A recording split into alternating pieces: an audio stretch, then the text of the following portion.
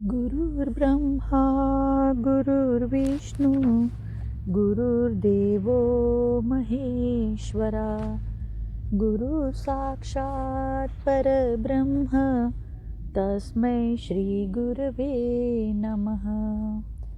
तस्मै श्री गुरवे नमः। तस्मै श्री गुरवे नमः। हिमालय का समर्पण योग भाग 2 पाठ 27। यह ठीक वैसे ही है। बाद में बीज बदला नहीं जा सकता है। हाँ, माँ बीज को अपने गर्भ में रखकर उसे अपने संस्कार और विचार प्रदान करती है।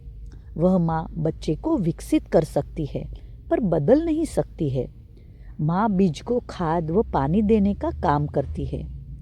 यह क्षण माँ और पिता दोनों के सामूहिक प्रयास में संपन्न होना चाहिए। इसमें दोनों का समान रूप से सहकार्य होना चाहिए। इसीलिए इस क्रिया को संभोग, सहवास, समागम आदि शब्दों से संबोधित किया जाता है। दोनों को समान रूप से भाग लेना है और इसका महत्व समान रूप से होने में ही है। यह सब बातें मैं इसलिए कर रहा हूँ क्योंकि मेरी शुद्ध इच्छा है कि मेरे गुरुओं के गुरु इस धरती पर अवतरित हो और मानव की नस्ल में सुधार हो और विश्व का कल्याण हो। विश्व के कल्याण का यह मेरा अपना तरीका है और इसमें मेरे गुरु का कार्य है ऐसा समझकर मैं कर रहा हूँ और अपना सारा जीवन ही इस कार्य के लिए मैंने समर्पित किया है। अब जीवन में और कोई भी इच्छा नहीं है। आपको भी कोई प्रश्न हो, आपको भी कोई समस्या हो तो आप मुझसे व्यक्तिगत रूप से मिलकर भी समाधान प्राप्त कर सकते हैं। मैं अगर इस कार्य में किसी भी काम आ सका तो मुझे प्रसन्नता होगी। नमस्कार, ऐसा कहकर मैंने अपना प्रवचन समाप्त किया। अब धीरे धीरे वहाँ बैठी महिलाओं में कानाफूसी होने लग गई क्योंकि उन्हें भी इस संस्कार के बारे में सुनी सुनाई कुछ बातें याद आने लग गई थी, पर इतनी स्पष्टता से इस संस्कार को किसी ने महत्व नहीं दिया था। सुबह सुबह जब मैं तानिया के खेत वाले घर में उठता था तो वहाँ पर एकदम प्रसन्न वातावरण रहता था। बड़ी शांति का वातावरण रहता था। विशेष रूप से वहाँ जब सूर्योदय होता था तब सूर्य की सुनहरी लाल हल्की किरणें और किरणों के पहले आकाश में छाई लाल छटा मानो आकाश ही शर्मा रहा हो और उसकी शर्म की लाली उसके गालों पर ही छा गई हो। उसी समय पक्षियों की चहचहाहट, वे कहाँ जाना चाहिए इसी के लिए बहस करते रहते थे और आवाजें करते थे। सुबह का दृश्य तो बहुत ही सुंदर होता था। ऐसा लगा कि ऐसे दृश्यों को अपने हृदय में संजोकर रख लेना चाहिए क्योंकि ये बार बार तो दिखेंगे नहीं। रोज थोड़ी देर के बाद तानिया और उसकी पत्नी सुंदरी दोनों मजदूरों के साथ खेत पर आते थे और मेरे लिए भोजन लेकर आते थे, फल लेकर आते थे। कुछ समय मेरे पास अवश्य बैठते थे। तानिया अच्छा हट्टा कट्टा नवयुवक था। वह दिखने में भी एक आकर्षक व्यक्ति था। स्वभाव से बड़ा कोमल था। अपने से किसी को कोई तकलीफ न हो यह सदैव ध्यान रखता था। सदैव सेवा के लिए तत्पर रहता था। अपनी पत्नी सुंदरी का बड़ा ख्याल रखता था। सदैव सिर पर एक कपड़ा बांधे रहता था और उसी कपड़े को वह हाथ पोंछने के लिए भी इस्तेमाल करता था। उसने बड़ी बड़ी व सुंदर मूछें बढ़ा रखी थी। बड़ा परिश्रमी था। अपनी माँ की भी खूब सेवा करता था, पर कभी कभी शून्य में देखने लग जाता था। कहीं तो आत्मग्लानि का भी भाव था। वह जब मेरे अधिक पास आता था तो उसके आभामंडल से यह बात विशेष रूप से पता चलती थी। उसकी पत्नी का नाम सुंदरी था। नाम के अनुसार ही वह वास्तव में बड़ी सुंदर थी। सदैव प्रसन्न रहती थी, हंसती ही रहती थी। खिलखिलाकर हंसना उसकी आदत थी। पर वह जब मेरे पास आने लग गई तो उसके आभा मंडल से पता चला कि जब वह खिलखिलाकर हंसती है तो वह किसी दुख को छुपाने के लिए होता है। वह दुख सामने वाला न जान पाए, इसीलिए वह खिलखिलाकर हंसने का आवरण अपने ऊपर ओढ़ लेती है। वह भी अपने पति से बहुत प्रेम करती थी। दोनों ही जवान थे, बड़ी अच्छी जोड़ी थी। गांव के लोग प्रायः उनके माध्यम से ही अपने प्रश्न मेरे पास लेकर आते थे और उन प्रश्नों से मुझे समझ में आ रहा था कि लोगों को मेरा विषय समझ में आ रहा था और पट भी रहा था, क्योंकि उन्होंने भी समाज में, गांव में देखा था कि कई परिवार ऐसे हैं जिनका एक पुत्र तो बड़ा बुद्धिमान है और एक पुत्र एकदम मूर्ख है। एक लड़का सुपूत है तो एक लड़का कुपूत है। यह सब देखकर उन्हें यह लगने लग गया था कि इस गर्भाधान संस्कार का महत्व जाने बिना हमने जो सहवास किया वह हमारे जीवन की बड़ी भूल थी। वे अपनी गलती को मान रहे थे, जाग रहे थे, सचेत हो रहे थे। मैं उन्हें कहता था, जो हो गया सो हो गया, पर अब तो जागो। मेरा तानिया और सुंदरी के साथ बड़ा निकट का संबंध स्थापित हो गया था। उन्हें भी लोगों का कार्य करके बड़ा आनंद मिलता था। वे कभी कभी लोगों के प्रश्नों के साथ अपनी भी जिज्ञासा जोड़ देते थे। वह मुझे उनके आभा मंडल से ज्ञात होता था। जब वे अपनी जिज्ञासा या अपना प्रश्न पूछते तब उनका सारा आभा मंडल ही प्रभावित हो जाता था और मैं समझ जाता था कि ये जाने अनजाने में अपनी ही जिज्ञासा व्यक्त कर रहे हैं।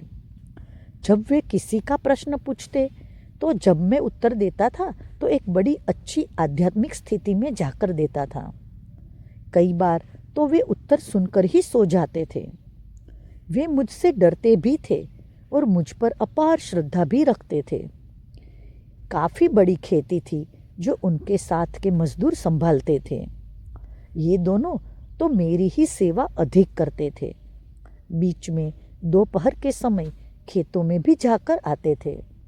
शाम के समय मैं रोज प्रवचन करने जाता था। करीब सप्ताह भर हो गया था। आसपास सब पहाड़ियाँ ही पहाड़ियाँ थी। इसके कारण आसपास भी बड़ा सुंदर दृश्य था। रोज की तरह तानिया और उसकी पत्नी सुंदरी मेरे लिए भोजन लेकर आए। अब गांव वालों के प्रश्न भी बहुत हो गए थे। दोनों मेरी खूब सेवा करते थे। मेरी छोटी से छोटी बातों का भी वे बहुत ध्यान रखते थे। सुंदरी जब साफ सफाई करती थी तो उसकी एक विशेषता थी कि वह कोई भी वस्तु अपने स्थान से हटाती नहीं थी। वह इसीलिए कि मेरे द्वारा रखी हुई वस्तु मुझे उसी स्थान पर मिले। कपड़े धोना, बर्तन मांजना, बिस्तर लगाना, घर की साफ सफाई करना, ये उन दोनों के रोज़ के काम थे। वे दोनों रोज़ जब भी आते थे तो दोनों फूलों की एक टोकरी लेकर आते थे। उस टोकरी में चारों ओर पत्ते होते थे और बीचों बीच में फूल होते थे। वे टोकरी मेरे सामने रखकर नमस्कार करते थे। सुंदरी का नमस्कार करने का तरीका बड़ा ही कलात्मक था। वह पैर मोड़कर सामने बैठती और दोनों हाथ ऊपर करके जोड़ती और पीछे ले जाकर फिर हाथ लंबे करके अपने सिर को जमीन पर टिकाती थी। उसकी संपूर्ण कमर झुक जाती थी। अपने समूचे शरीर को वह आगे की ओर ढकेल देती थी। उसके नमस्कार का तरीका मुझे अनोखा लगता था। मैंने एक दिन पूछा, सुंदरी, तूने क्या योगासन वगैरह सीखे हैं? कमर में यह लचक योगासन से ही संभव है। उसने बड़ी मासूमियत से पूछा, ये योगासन क्या होते हैं? मैंने उसे बताया, अपने शरीर को तंदुरुस्त रखने के लिए और अपने शरीर की लोच और संवेदनशीलता बनाए रखने के लिए योगासन किए जाते हैं। योगासन के बाद अंतिम स्तर पर ध्यान और समाधि ही है। सुंदरी ने बताया, मेरी माँ भी अपने गुरुदेव को ऐसा नमस्कार करती थी तो मैं भी बचपन से ऐसा ही नमस्कार करना सीख गई। माँ को देखकर सीखा। माँ अभी भी ऐसा ही नमस्कार करती है। तब मुझे लगा कि बच्चे अपनी माँ से ही सदैव प्रेरणा लेते रहते हैं। माँ ही पहली गुरु होती है। जो कहते हैं वह सही ही है। माँ ही पहली गुरु है। फिर जब वे जाने ही वाले थे तब मैंने उनसे कहा कि मुझे यहाँ आए हुए काफ़ी दिन हो गए हैं और अब मैं यहाँ से 2-3 दिनों बाद प्रस्थान करना चाहता हूँ। मैंने जैसे ही यह कहा तो वे दोनों एकदम बैठ ही गए और रोने लग गए। वे बोले, आप हमें छोड़कर कहीं मत जाओ। मैंने उन्हें समझाया, मैं मेरे गुरु कार्य के साथ बंधा हूँ, मुझे समाज में जाना है। जैसे यह जानकारी आपको प्राप्त हुई वैसे ही सारे समाज को भी प्राप्त होनी चाहिए। तुम मुझे मत पकड़ो, मेरे कार्य को पकड़ो। मैं सदैव तुम्हारे साथ ही हूँ। दोनों को समझा बुझाकर भेज दिया। दूसरे दिन सवेरे फिर वे दोनों आए। उन्होंने मजदूरों को तो खेत में जाने दिया और बाद में घर की साफ सफाई में लग गए। सब साफ सफाई होने के बाद दोनों मेरे सामने बैठ गए। आज वे सामान्य नहीं लग रहे थे, गंभीर लग रहे थे। मुझे लगा कि शायद कल मैंने जाने की बात की इसलिए गंभीर हो गए हैं। मैं उन्हें सामान्य करने का प्रयत्न करता रहा पर वे नहीं हुए। दोनों ने मुझे नमस्कार किया। मैंने कहा, नमस्कार तो सुबह हो गया। वे बोले, नहीं, यह नमस्कार हम इसके लिए कर रहे हैं कि जिस भाव को रखकर हम अपनी समस्या आपके सन्मुख रख रहे हैं उसे रखने का साहस हमें मिल सके। गुरुजी, आज हम अपनी ही समस्या लेकर आपके पास आए हैं। गुरुजी, आप ही हमारे परमेश्वर है, आप ही हमारे सब कुछ है। जो समस्या आपके सामने रख रहे हैं वह आप ही दूर कर सकते हैं। हमारे मन में जो भी आता है वह हम आपके सन्मुख रख देते हैं। अच्छा आए तो भी रख देते हैं, बुरा आए तो भी रख देते हैं। मैंने उनसे कहा, मैंने तुम्हें तुम्हारी अच्छाइयों और बुराइयों के साथ अपनाया है, तो जो कहना है वह निसंकोच कहो। मुझे बताने के लिए भूमिका की आवश्यकता नहीं है। मुझे तुम्हारी समस्या दूर करने में प्रसन्नता होगी। मैं जीवन में अगर तुम्हारे कुछ काम आ सकूं तो मैं स्वयं को धन्य मानूंगा। तान्या ने बताना शुरू किया। स्वामी जी, हम बाहर से प्रसन्न रहते हैं पर वह हमारा नाटक है। हम भीतर से दुखी है। वह दुख हम बांटना नहीं चाहते और यह भी नहीं चाहते कि कोई यह जाने कि हम दुखी हैं। इसलिए हम प्रसन्नता का नाटक करते रहते हैं और समाज को हम दिखाते रहते हैं कि हम बहुत खुश हैं, पर वास्तव में हम बहुत दुखी हैं। मैंने बड़े शांत भाव से कहा, मैं जानता हूँ, मुझे चक्रों का, आभा मंडल का ज्ञान है। उसी से यह बात मैं पहले दिन ही जान गया था, पर तुम लोग मेरे सामने अपने दुख को छुपाने का नाटक कर रहे थे तो मैं भी अनजान बनने का नाटक कर रहा था। गुरु की स्थिति सूर्य के समान होती है। वह घर के ऊपर धूप कर सकता है पर घर में नहीं घुस सकता है। वह घर में तभी घुसेगा जब घर का मालिक अपना द्वार खोलेगा। ठीक इसी प्रकार से जब तक तुम अपनी समस्या दूर करने के लिए मेरे सामने अपना हृदय नहीं खोलते थे, मैं भी कुछ नहीं कर सकता था। पर हाँ, मैं यह सब जानता हूँ, तुम्हारी समस्या भी जानता हूँ। तुम्हें संतान नहीं है, यही समस्या है ना? मैं सब जानता हूँ। वे दोनों रो पड़े और बोले, गुरुदेव, आप तो सब जानते ही हैं। तान्या ने कहना प्रारंभ किया, मेरी शादी बचपन में ही हो गई थी। मेरी शादी को 10 साल हो गए हैं। पोते का मुंह देखने की इच्छा मन में रखे ही मेरे पिता का स्वर्गवास हो गया। अब माँ है, वह भी सब जानती है। खोट मेरे में ही है, मैं ही संपूर्ण पुरुष नहीं हूँ। सब दवाइयाँ हो गई फिर भी कुछ नहीं हुआ, मेरे में ही दोष है। यह जानते हुए भी मेरी माँ मेरी पत्नी को ही बांस कहकर दोष देती रहती है। जब मुझे बहुत पीड़ा होती है, मेरी पत्नी कहती है वह माँ है, वह थोड़ी ही समाज में अपने लड़के को नीचा दिखाएगी। वह मुझे बांस कहती है तो आप दोष से बच जाते हो। समाज आपको दोषपूर्ण नज़रों से देखे वह मुझे भी मंजूर नहीं है। मुझे दोषपूर्ण नज़र से देखे तो चलेगा। ऐसी विचित्र समस्या से मैं घिरा हूँ। अगर मेरा दोष मुझे पहले पता चलता तो मैं शादी ही नहीं करता, पर मेरी शादी तो बचपन में ही हो गई थी। मैं सुंदरी से बहुत प्यार करता हूँ, उसके लिए मैं कुछ भी कर सकता हूँ। अब आप ही हमारी आशा की एकमात्र किरण है। ऐसा कहकर उसने मेरे पैर पकड़ लिए।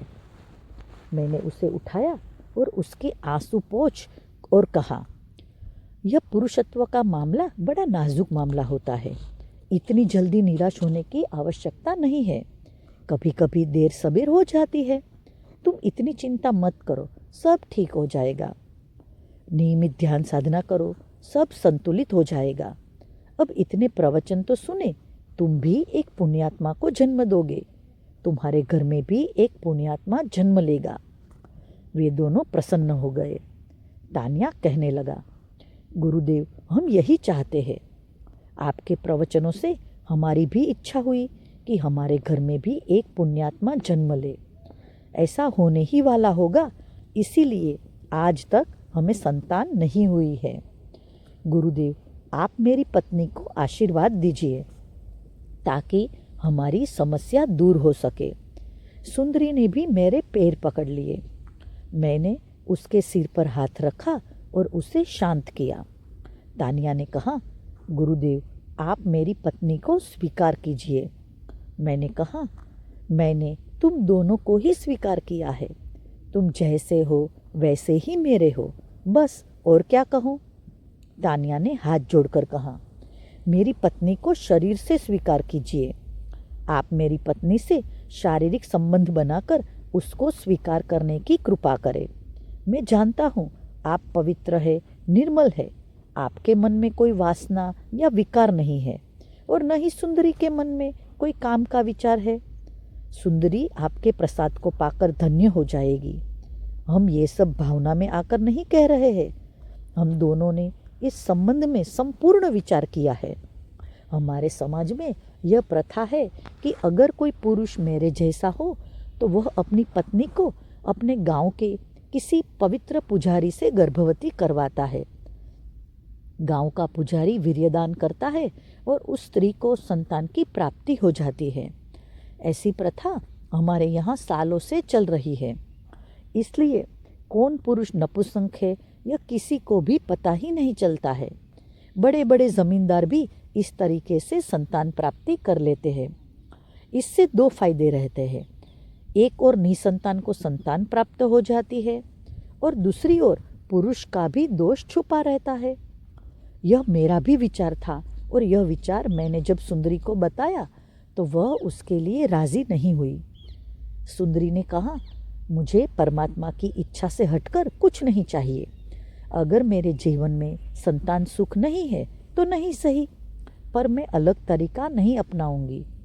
सुंदरी ने ही विरोध किया था, पर आपके प्रवचन से हमारे में फिर वह इच्छा जागृत हुई और हमें भी लगा कि हमारे घर में किसी परमात्मा का जन्म होना चाहिए। मैं शांत होकर सब सुन रहा था, क्योंकि जब तक तानिया के मन का कचरा निकल नहीं जाता था मेरा बोलना व्यर्थ था। फिर तानिया ने आगे कहना प्रारंभ किया, गुरुदेव, आपके प्रसाद को सुंदरी ग्रहण करने के लिए तैयार है। सुंदरी भी बोली, गुरुदेव, मैंने मेरा संपूर्ण समर्पण आपको किया है। मेरा मन, मेरा तन सब आपको ही समर्पित है। अगर मेरा आग्रह स्वीकार करेंगे तो मेरा तो जन्म सफल हो जाएगा। मैं अपने आप को धन्य समझूंगी। आप तो साक्षात परमात्मा है। शरीर भी परमात्मा ने ही दिया है, वह उसी को समर्पित किया तो क्या हुआ। तेरा तुझको अर्पण है। तानिया ने कहा, आप यहाँ कुछ दिन और रहे। यह एकदम सुनसान जगह है। मेरी खेती का भी काम पूरा होने को है।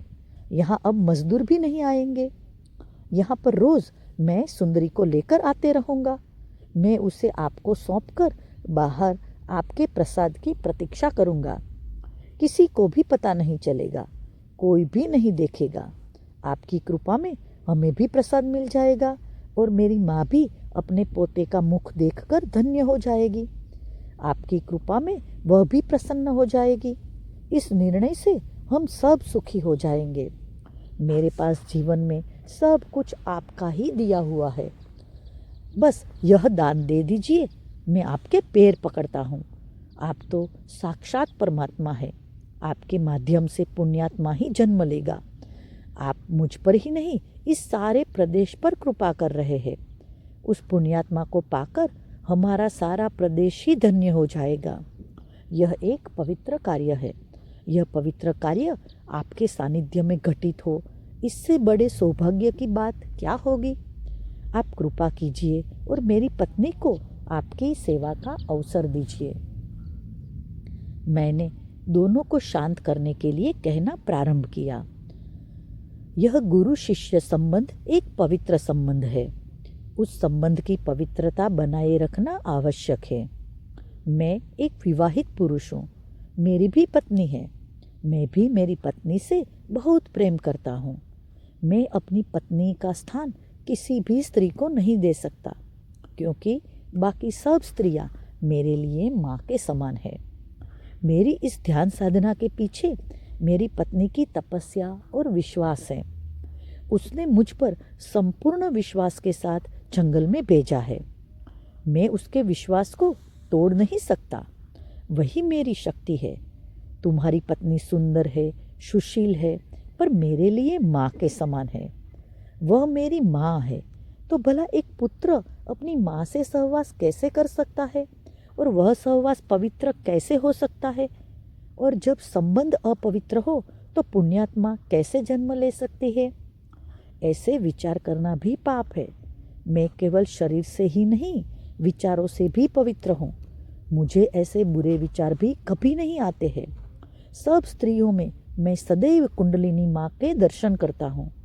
तुझे पुत्र चाहिए तो मैं मेरा पुत्र भी तुझे दे सकता हूँ, पर जब तुम संपूर्ण समर्पित होकर अपनी समस्या मेरे सामने रख रहे थे, तब मैंने समस्या का कारण जानने का प्रयास किया और अनायासी तुम्हारे पूर्वजन्म के बारे में जानकारी प्राप्त हुई। तुम यह सब सुख पूर्वजन्म में भोग चुके हो। अब यह तुम्हारा आखिरी जन्म है। इस जन्म में मोह माया के कोई बंधन न हो, इसीलिए तुम्हें परमात्मा ने मुक्त रखा है, और इसीलिए तुम्हें कोई संतान नहीं है। परमात्मा का भी अपना स्वयं का एक चक्र है, और उसी के तहत ही आत्मा की उत्क्रांति होती रहती है। तुम दोनों आत्माओं ने अब केवल मोक्ष पाने के लिए ही जन्म लिया है, और उसे ही प्राप्त करने का प्रयास करो। गुरु और शिष्य का संबंध आत्मिक संबंध है। यह संबंध सभी शारीरिक संबंधों से बड़ा है, क्योंकि यह तो आत्मा और परमात्मा का संबंध है, विश्व का सबसे बड़ा संबंध है। इसे शारीरिक स्तर पर लाकर छोटा मत करो। शिष्य आत्मा है, गुरु परमात्मा है। शिष्य भटक सकता है, गलत सोच सकता है, पर गुरु गलत नहीं सोच सकता है। अगर कहीं कोई भी ऐसा गुरु और शिष्य का संबंध शारीरिक रूप से किया जाता है, तो वह पुजारी या वह तथाकथित गुरु ही अधिक दोषी पाया जाएगा, क्योंकि शिष्य तो अनजाने में गलती कर रहा है, पर गुरु तो जानकर गलती कर रहा है। इसमें सबसे अधिक दोषी वह तथाकथित गुरु या पुजारी ही होगा, जो अपने आप को शारीरिक स्तर पर ही गुरु समझ रहा है। गुरु पवित्रता की मूर्तिमत प्रतिमा है। ऐसा कार्य तो छोड़ो, वह ऐसा विचार भी नहीं कर सकता है। इसलिए गुरु साक्षात परब्रह्म कहा गया है। इस धरती पर अगर परमात्मा कहीं साक्षात स्वरूप में है, तो वह गुरु के ही रूप में है। हमें गुरु को केवल परमात्मा के रूप में ही समझना चाहिए। अगर हमें एक शरीर में परमात्मा देखना आ गया, तो हमें प्रत्येक मनुष्य के भीतर के परमात्मा को देखना आ जाएगा। मैंने तुमसे कहा है, तो मैं तुम्हें अपना पुत्र दे सकता हूँ, पर यह भी परमात्मा के चक्र के विरोध में ही होगा। एक ओर तुम उसकी मोहमाया में आ जाओगे, और दूसरी ओर उस आत्मा ने एक निश्चित उद्देश्य लेकर जन्म लिया है।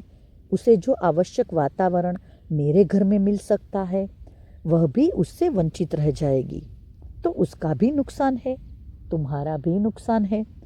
परमात्मा की जो व्यवस्था है हमें उसका पूरा सम्मान करना चाहिए। जो हमारे लिए उपयुक्त है वही हमारे जीवन में होगा। दोनों बड़ी गंभीरता से मेरी बातें सुन रहे थे। फिर अचानक मैंने सुंदरी को नमस्कार किया और कहा, हे माँ कुंडलिनी, तू तेरा यह कौन सा रूप दिखा रही है? मैं तेरा साधक हूँ, मैं तेरा सेवक हूँ, मैं तेरा दास हूँ। मुझे तेरे चरणों में ही रहने दे। जैसे ही मैंने माँ कहकर संबोधित किया, सुंदरी के भीतर भड़क रही वासना की आग पर मानो ठंडे पानी की बरसात हो गई। उसकी काम वासना संपूर्ण ही समाप्त हो गई। उसमें वह बदलाव देख मैंने महसूस किया कि इस जगत में स्त्री का सबसे पवित्र स्वरूप माँ का होता है। इससे पवित्र कोई रिश्ता ही नहीं है। माँ शब्द में पवित्रता भरी हुई है। इस संबोधन से बड़ा और कोई संबोधन नहीं है। यह तानिया तुझसे बहुत प्रेम करता है। यह अपने प्रेम की खातिर अपने अधिकारों की भी बलि देकर तुझे खुश रखना चाहता है। यह तो पागल है तेरे प्रेम में, पर तू तो बड़ी समझदार है। तू क्यों उसकी बातों में आ गई? याद कर, तू अपना पिछला जन्म याद कर। तब तू इसकी ही बेटी थी और इसे प्रेरणा देकर ही तूने इसके माध्यम से कार्य किया था। तू इसकी शक्ति थी। आध्यात्मिक क्षेत्र में कर्ता पुरुष स्वरूप में साधारणतः होता है और शक्ति स्त्री स्वरूप में होती है। क्योंकि शक्ति स्वयं कार्य नहीं कर सकती, उसे माध्यम चाहिए।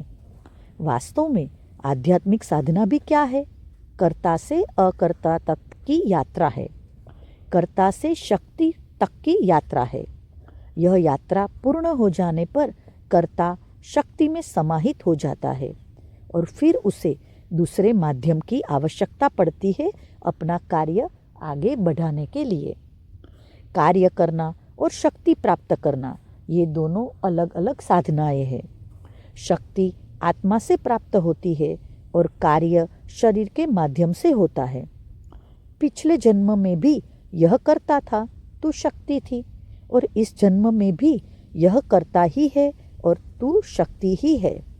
यह तेरा आंचल पकड़कर यात्रा कर रहा है। अब यह अंतिम जन्म है, यह भी यात्रा पूरी कर ले। यह क्या मांग रहे हो? अरे बाबा, तुम दोनों इस जन्म में मोक्ष का अधिकार लेकर जन्मे हो और मोक्ष के मार्ग में कोई संतानों की मोह माया न रहे, इसीलिए परमात्मा ने तुम्हें निसंतान रखा है। अब स्वयं होकर क्यों मोह माया की खाई में कूद रहे हो? गुरु परमात्मा का साक्षात अवतरण ही होता है। आज इस धरती पर परमात्मा अगर किसी वर्तमान स्वरूप में विद्यमान है तो वह गुरु ही है, और ऐसे जीवंत गुरु के दर्शन से ही अपने भीतर के गुरु का आत्मा का जन्म होता है। उसके सानिध्य में केवल आत्म साक्षात्कार मांगना चाहिए। यही ईश्वरीय संकेत होता है। गुरु से लोग तो मोह माया से दूर रखने का आशीर्वाद मांगते हैं, और तुम तो मोह माया का बंधन मांग रहे हो। तुम कैसे लोग हो? तुम इतने समस्याग्रस्त हो गए कि तुम्हें तुम्हारे जीवन का उद्देश्य ही याद नहीं रहा। इसलिए ध्यान नियमित करो ताकि तुम्हें सदैव याद रहे कि तुम कौन हो, तुम्हारे जीवन का उद्देश्य क्या है, और यह तुम्हारा अंतिम जन्म है। इतने में तानिया ने संभलते हुए कहा, गुरुदेव, हमारे दोनों के मन में ऐसा कोई भाव नहीं था। हम दोनों एक दूसरे से बहुत प्रेम करते हैं। हम दोनों सदैव खुश थे, पर मेरी माँ ने सुंदरी को बांस कहकर हमें इस समस्या में डाल दिया, और हम उस समस्या से कब घिर गए इसका पता भी नहीं चला। अब सारा अज्ञान रूपी अंधेरा दूर हो गया है। अब आपके स्वरूप में हमारे जीवन में सूर्योदय हुआ है। अब मेरी माँ कुछ भी कहे, हम कभी विचलित नहीं होंगे, और अब दोनों ही मिलकर ध्यान साधना में अपना सारा जीवन व्यतीत कर अंत में मोक्ष प्राप्ति करेंगे। अब हमें हमारा सारा जीवन ही स्पष्ट रूप से दिख रहा है। ऐसा कहकर उन्होंने मुझे फिर से नमस्कार किया और कहा, गुरुदेव, अब यह सारा जीवन ही हम आपको समर्पित करते हैं। केवल एक प्रार्थना है, आप कुछ दिन यहाँ अवश्य रहे। मैंने उनकी प्रार्थना थोड़ा सोचकर मंजूर कर ली। मैंने जानबूझकर उसकी प्रार्थना स्वीकार की, क्योंकि उस घटना से वे आत्मग्लानि में चले गए थे कि गुरुजी से हमने यह क्या मांग लिया। मैं उन्हें उस आत्मग्लानि के भाव में रखकर जाना नहीं चाहता था। मैं उन्हें संतुलित रखना चाहता था। ठीक वैसा ही हुआ। धीरे धीरे वे यह सारी घटना भूल गए और सब वातावरण सामान्य होने लग गया। वे मेरी सेवा और भाव के साथ करने लग गए। मेरी छोटी से छोटी बातों का वे ध्यान रखते थे। मुझे कब क्या लग सकता है बराबर पहचानते थे। मुझे शरीर से कई बार प्यास लगती थी, पर उस प्यास का मुझे एहसास नहीं होता था और मैं मांगता नहीं था, पर वे दोनों बराबर पहचान जाते थे। वे पानी का प्याला हाथ में थमा देते थे।